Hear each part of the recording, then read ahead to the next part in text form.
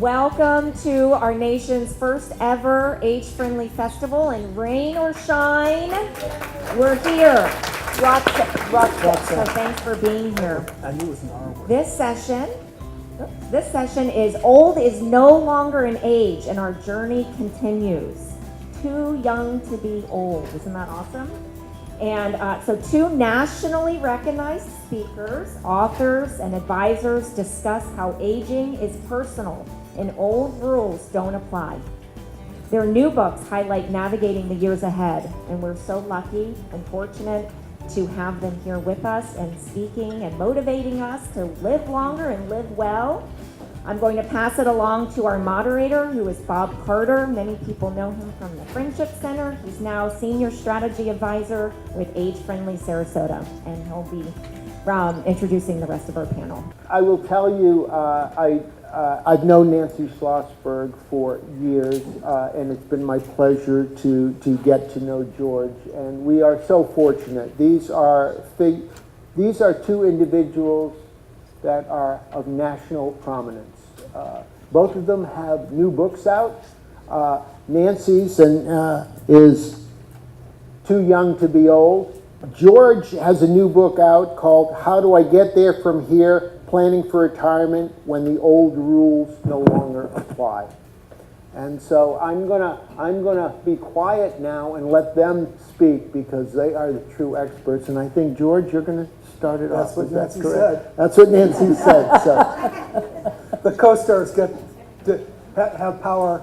I'm giving the power to her. I'm just going to sit here and talk. Thank you very much. Let me start by asking a question, and I'd like a show of hands. How many people think of themselves as younger than they actually are?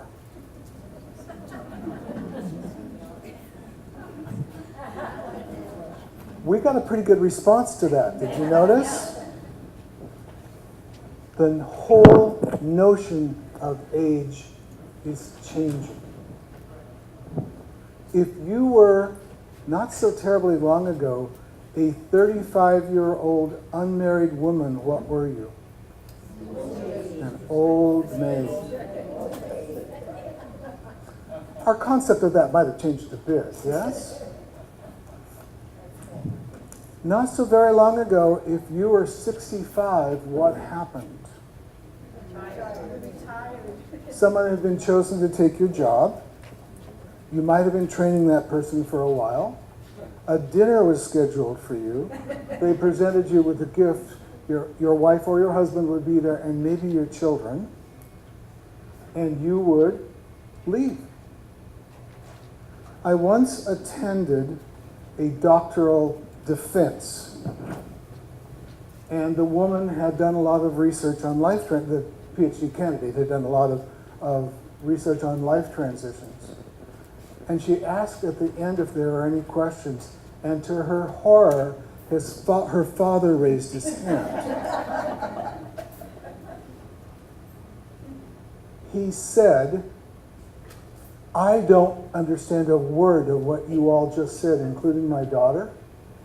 All I know is that I was somebody, and I retired, and the next day I was nobody." It was one of the most powerful comments in a dissertation defense that I have ever heard, and I've even been through my own. So, what's to understand about me is, I'm not a gerontologist. We need gerontologists. I'm not very interested in retirement, at least the old form of retirement, and I certainly don't plan it for myself. I'm a developmental psychologist. What does that mean? Usually, it means you're studying children. How does a 2-year-old get to be a great 6-year-old? I never chose the easy way. Why would I do it this time? What really has interested me is, how does a 50-year-old turn out to be a fabulous 85-year-old? And when I began to do the research for the book, I could see that it would have been 1955, it would have been very, very easy to write the book, because we believed in a four-stage life model. Four-stage life model. 4-stage life model. Childhood, education, work and family, and retirement. Retirement was a phase of life. That's not true anymore. And so part of the problem I had in doing the research for the book was I discovered that a lot of the old rules were gone. Pension was gone. If you work for a municipality, maybe you still have a pension, but the day will come where that won't work. The institutions that would have taken care of us 30 years ago, the churches and the universities and the employers and so on, aren't going to do that. Now, that means that if I'm going to research how a 50-year-old, a fine 50-year-old, is going to turn into a fabulous 85-year-old, not only do I have to understand the developmental process of that, I also have to understand how that's going to happen in this incredibly cacophonous, discontinuous time that we're living in. We can't do long-term planning anymore. We're living a lot longer than we used to. It's going to take money to support us in those years, which means maybe we don't retire as early, or we redefine retirement as I've done, which for myself, which is to say, I want 3 or 4 different things I do, each of which makes a little bit of money. I refer to them as my ponies on the track. I ride those ponies every week. Heaven forbid I would ever have a job again. I don't take instruction gladly anymore. But the ponies work, and they each stimulate me for the others. So what I want to have you understand more than anything else, the takeaways from this are that a lot of us grew up, and if we were early enough in the process, we lived our way through that 4-stage life model: childhood, education, work and family, and retirement. And maybe we can still afford to do that, although there are a number of people who are going to outlive their money, and they're going to be in position of having to go back and recalibrate, if you will. We still often think of college students as post-high school, and they're going off for 4 happy years of education and socialization. The average student here might be in his or her 30s, working full or part-time, might have a family. It's going to take a lot longer to go to school. The assumptions under the 4-stage life model aren't going to work. And for those of us who are just behind the curve, who by the time we got to retirement, a lot of the things weren't available, we're going to have to play the game differently. Some of us are incredibly surprised by this. Some of us saw it coming. And the truth is that when I wrote, how do I get there from here? When the old rules no longer apply, I think the hardest thing for many of us is our language doesn't work anymore.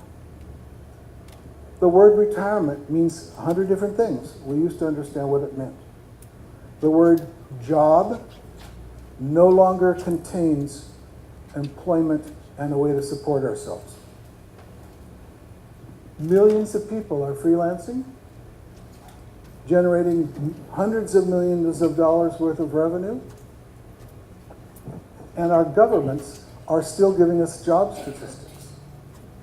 So if the word retirement doesn't work, and if the word job doesn't work, let's talk about aging. In the US, in my opinion, as soon as we start talking about aging, we start talking about older people. What we've forgotten, and this is especially important to me because I am a developmental psychologist, the years, and by the way, any number is artificial. How many of you know old 65-year-olds? A lot of hands. How many of you know young 90-year-olds? Even more hands. So, I've got a point to make, and my point is, what I'm especially interested in and what I've been writing about is that period that begins about the time that the kids are going away, and maybe your relationship to your work changes, and maybe your relationship to your marriage changes, around 50, we sort of come up for air. I'm interested in the period between 50 and 75. Why? Because I think that's the developmental on-ramp that sets the tone for the rest of our lives. A fabulous 85-year-old does not start at 84. So, what I've been researching and what I've been writing about and what really holds my interest is how do those of us, regardless of our chronological age, who still think of ourselves as in our 50s, how do we find a way to develop a life and develop ourselves that's congruent with all the surprises that are upon us now? If we don't have the language and we don't have the images and we don't have the metaphors, we're going to have to sit in rooms like this and tell each other stories until we do, because so much of our language and so many of our images and most of our metaphors are not working anymore, even though we cling to them. Thank you. Thank you. Nancy. So when can I learn how to be a terrific 85-year-old? Even though I passed that already. I have a badge for you later. I have to tell you how my romance with transition started. I've told some of you the story, but it was back in 1963, and I was at Wayne State University as an untenured beginning professor. But I was fascinated with the question, can adults change? So I found out that there were 600 men, 35 and over, who were undergraduates at Wayne State. Those would be blue-collar workers making a change in the era when that would be hard for men to do. I sent them all a letter. We didn't have, every letter had to be individually typed. Dear Mr. So-and-so, I have become interested, no, fascinated with men like you. I started getting phone calls. I had a file case of 650 men who thought I was terrific. And every time my husband got out of line, I just went to the next card in the file case. But that started this romance I've had, and I've studied, and with every transition study, I say it's the last, and then I get intrigued with another question. This last book, and it is the last book, focused on how older people, whatever that means, how older people negotiate transitions. Whether you see yourself as young old, old old, or what. And so I've learned some things from the people I interviewed. I'm going to mention 4 of them today. The first one has to do with age bias. You've got to look in the mirror and not have a heart attack. You remember, mirror, mirror on the wall, who's the fairest of them all? I can assure you, the answer isn't going to be you. There's somebody younger with fewer wrinkles. I'm waiting for the day, by the way, when people come up to you and say, hey, you look great. You've got more wrinkles than you've ever had. So really, the first bit of advice, talk back to your mirror. Because remember, we have a love-hate relationship with aging. We want to live longer, but not look like it. And we've got to come to terms with that. I would assume I wasn't age biased. In fact, I did a study with Lillian Troll 100 years ago on age bias. And I've been concerned about it for years. I would have thought I was free of age bias. However, one night I was going to a party and a car drove up, a convertible with the top down, 4 people in it. So I thought, great, it's an intergenerational party. And guess what? There were 4 people from Plymouth Harbor. Laverne Conway, Jean Nunn. I mean, there were 4 people I knew getting out of the car. And I thought, oh my God, I am as bad as everybody else, making assumptions about what people can do related to their age. So I am guilty as charged, and I bet you are too. Second thing, we've got to keep our dance card full. Now, loneliness is a major epidemic in this country, and I'm sure all of us in this room have had times in our lives when we have been lonely. And in my book, I discuss a way to conceptualize loneliness and to deal with it and to pump up your social life. And of course, conferences like this are perfect for people because you relate to other people. It's social and educational. But we've got to really pay attention and make sure we don't become isolated. I hear all the time from friends of mine who are still living in their 80s in their home, the homes that are falling apart. Why don't you move into a retirement community? I'm not ready. How often do I hear, I am not ready? I want to live by myself. So I think we need to think about how to live in a nurturing environment. The third thing, I think we need to embrace change. I too, like George, am a developmental psychologist. Part of me is. But I am also a cognitive person. I think if you, oh, I'm glad you've got friends. Hear that phone? That's great. See, that social life is already pumped up. That's wonderful.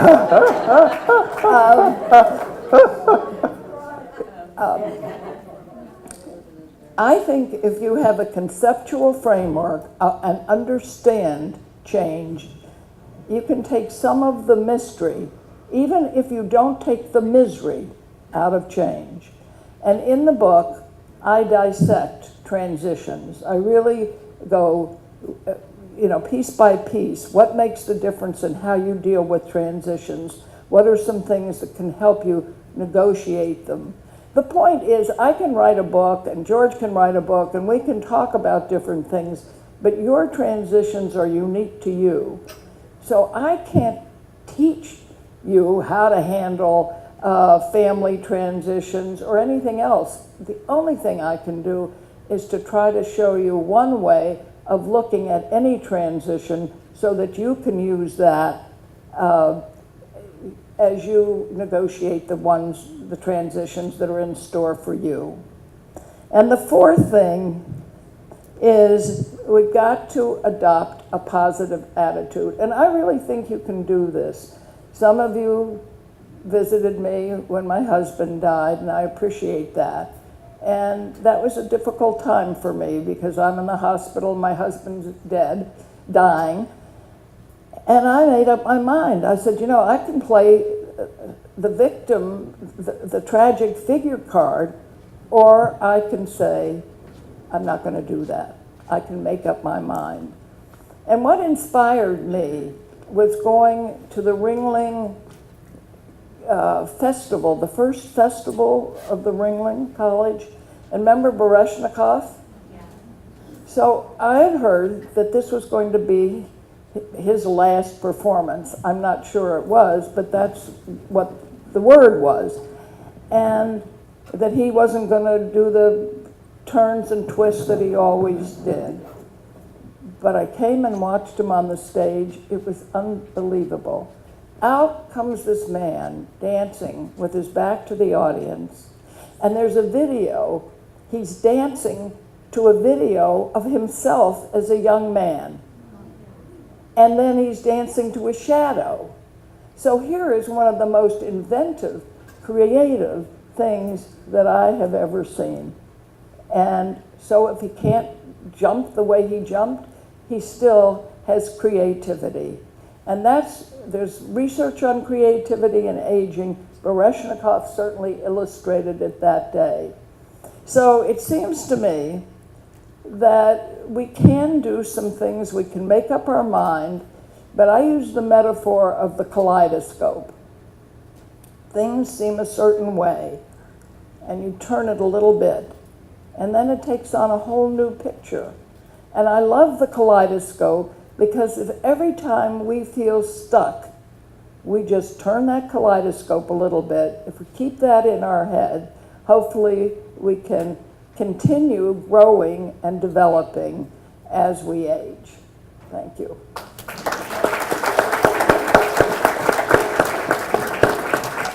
I've got a question here. Do you see gender differences in the journey as it continues? I mean, I look at the audience here, and this is pretty typical for what I've seen in my career. This is 75–80% female. Do they just show up more? Are they paying more attention to this, or do you see, how do you see the differences in the genders? Well, first of all, demographics rule us. Men die before women. Now, don't stop doing it. Just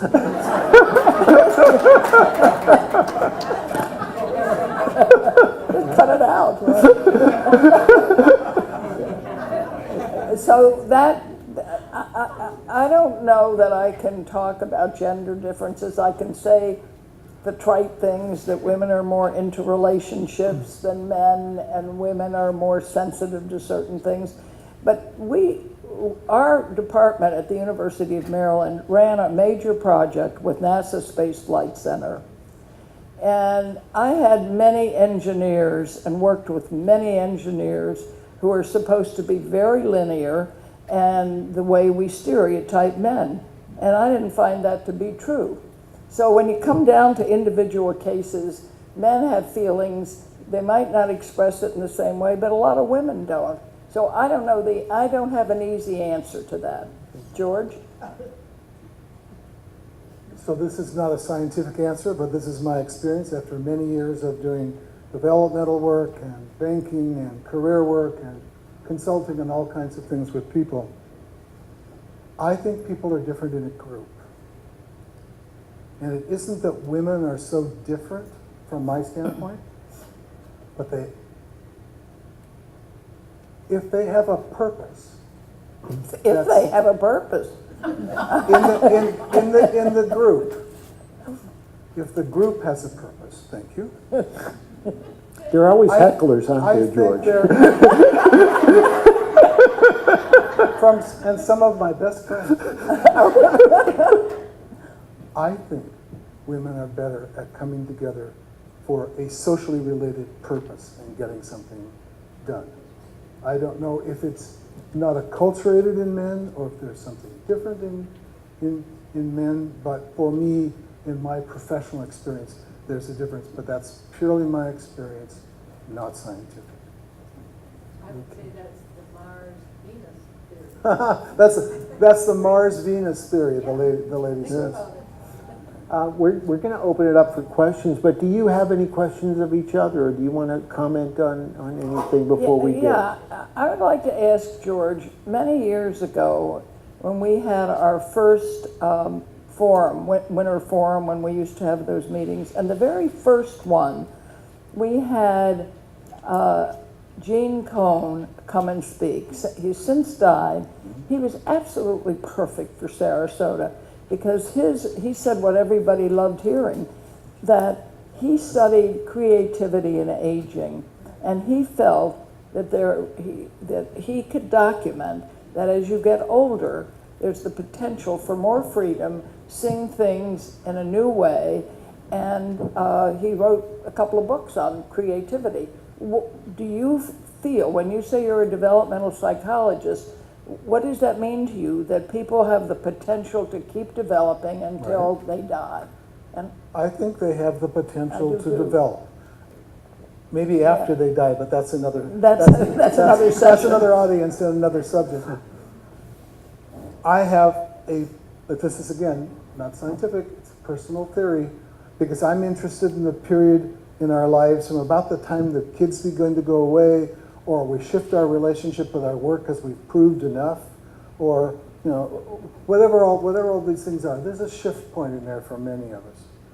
I write that we emerge into a period of new freedom. I raised my kids by myself. I knew they were going to go away. My younger son I sent for because the older one was gone. My younger son I sent one summer to Costa Rica to a Spanish immersion program, and the next summer he went to Madrid to a Spanish immersion program. The first time Kevin left, and I drove him to San Francisco Airport, and I put him on a plane to a country I'd never been in to learn a language I didn't speak. I cried all the way back to Berkeley, and I didn't stop for 2 days. I would have to say, I haven't cried over that kid since. I've worried about him, but I haven't cried. I didn't know what to do with that new freedom that I could see kind of barreling down on me like a locomotive. Once I got used to it, which is when I decided to go back and do my PhD, and I wanted it in a community of people who were into really taking a look at who they were and who they could be, I moved into what I call new freedom, new horizons. I could go anywhere with that freedom because it didn't freak me out the way it did when I first had it. And now that I've lived in that period of new horizons for a really long time and made quite a few changes, I'm coming into a period of new simplicity. So I find with new simplicity for me, I'm much better at not having so many extraneous things tugging at me. And I've told this story before. I have a writing muse. If any of you are writers, you know the muse doesn't necessarily come on schedule. My muse is an 8-foot tall brown bear wearing a string of pearls who comes, and this has been going on since before I wrote my dissertation, that's why I learned the hard way, who comes and taps me on the shoulder at 3 o'clock in the morning with one talon and says, "You, all the words you need are in your head. Get up and write now, because if you don't get up and write now, when you wake back up at 6 o'clock, they'll all be gone."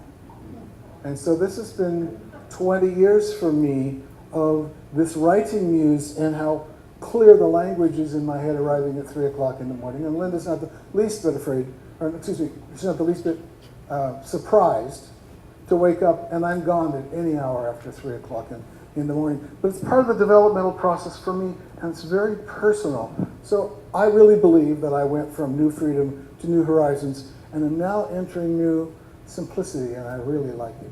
Again, we all think of you as very simple. Thank you. You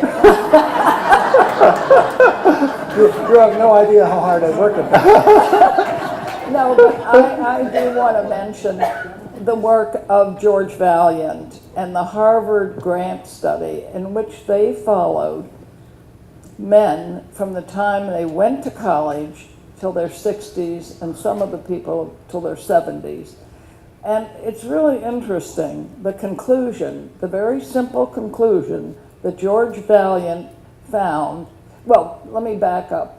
What was fascinating is they could predict at 17 who would be well adapted and not well adapted. And in general, the well adapted people stayed well adapted.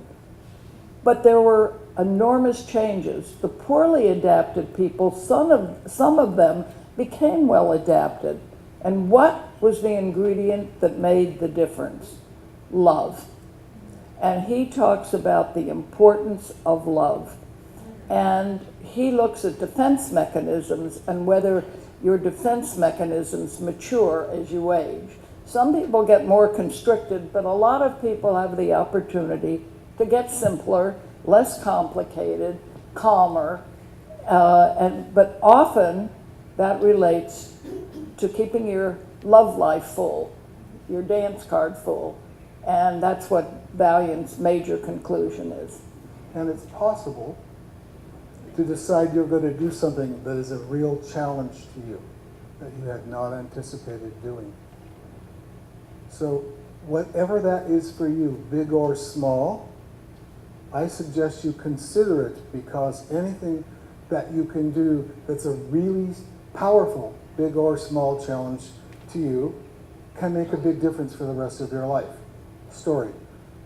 I was pretty high in California state aging politics. I went home and said to Linda, love you, want to stay married to you. Many of our friends have contracting worlds, like the ladies who are staying in their, I assume they're ladies because they live longer, staying in their house. Many of our friends have contracting worlds. I don't think we should do that. Let's move somewhere for 5 years where we know no one. And if we can build a life in 5 years,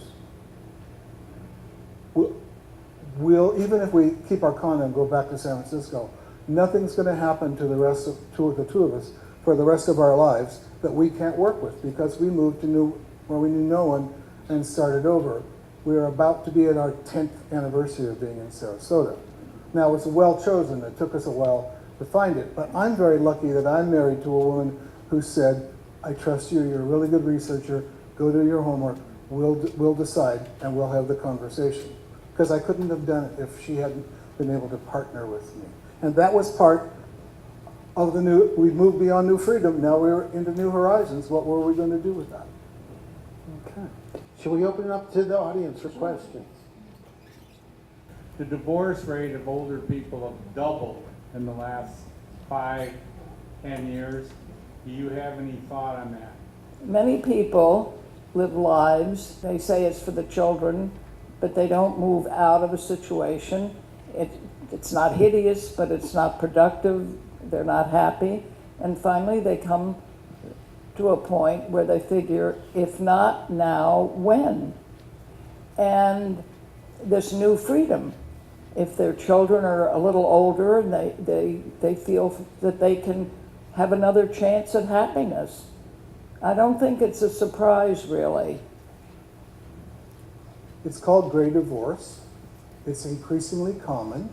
And I will tell you that I spoke to the family law section of the Sarasota Bar Association earlier this week, and I was trying to give them examples of what discontinuous, disruptive change might look like for them. These are primarily divorce attorneys. And the example I gave was, and we need to go in this direction, what happens if we reconfigure marriage, because it's already happening and out there anyway. What happens if we get married to someone with whom we'd like to raise children with no understanding that it would go on beyond that? We either have to re-up or find somebody else. What would that do to the divorce attorney business? That would be really disruptive change. So women have the vote, in case you hadn't noticed. They have money, they outlive us. It's not perfect, and we can certainly see it's not perfect based on the advanced sexual predator news of late. But it's changing a lot, and I think part of it is because people are willing, in their new freedom, to admit they are just bored to tears with each other, and they'd like better than that because they're going to live a long time. Can you talk a little bit about the importance of mattering in transitions in Right. law? There was a distinguished professor at the University of Maryland, Morris Rosenberg, and he analyzed what makes a difference between non-delinquent boys and delinquent boys. And he thought it's not self-concept, because everybody's self-concept is up and down in adolescence. It's the degree to which you feel you matter, that you are dependent upon, that you are noticed, that you are appreciated.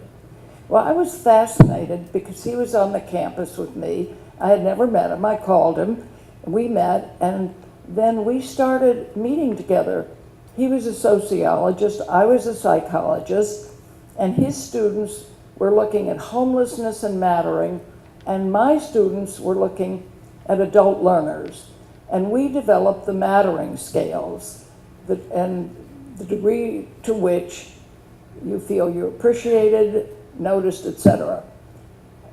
That scale, those scales have been used to try to understand retention in higher education.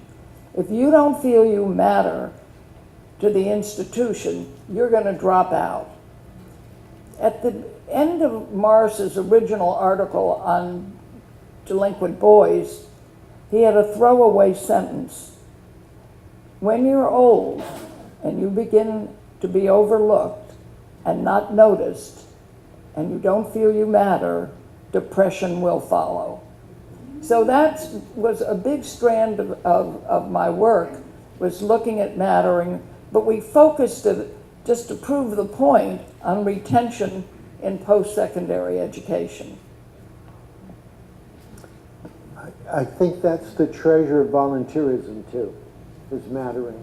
Yes. You talk to people that volunteer and they will almost to the person say, I get more out of this than I give. But I've got to tell you about Bob Carter. Many years ago. Nancy will be appearing at McCurdy's Comedy Club later this weekend. Many years ago, Bob said to me, you know, we want to hire you for a small, contained job, and we cannot pay you what you're worth. So he and Dennis Stover, I don't know if it was you, had the idea, but Dennis talked to me. He and Dennis said, we want to call you a worketeer, and you will get a stipend. And I can't tell you how that made me feel. I felt so important. It was a very little stipend, but but it made such a difference. I have to tell you, and I love AARP, but I sent it in, crediting them with a concept for one of their newsletters, and they wrote back and turned it down because they said it's not a trend. But it wasn't a trend, but I think it makes the difference in how you feel about your volunteer job. Thank you, Bob, for that little bit of money. One more question. Recently, my husband had to go into the hospital for ER very quick, and the doctor, young doctor, after speaking with him, went out into the hallway and said, called up a GI guy and said, I have this elderly gentleman here, and I hate to have to admit him, he's about 70 years old. True story, just a few weeks ago. And can you see him?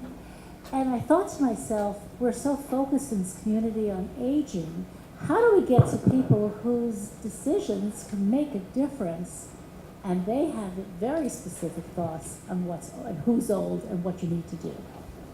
When we first lived here, I went to a dermatologist who looked me in the eye and said, I'm a little worried about prescribing this for you because people in your age group, I was in my 60s, cannot usually keep track of more than 4 or 5 medications per day. Trust me, I have not been back to that dermatologist.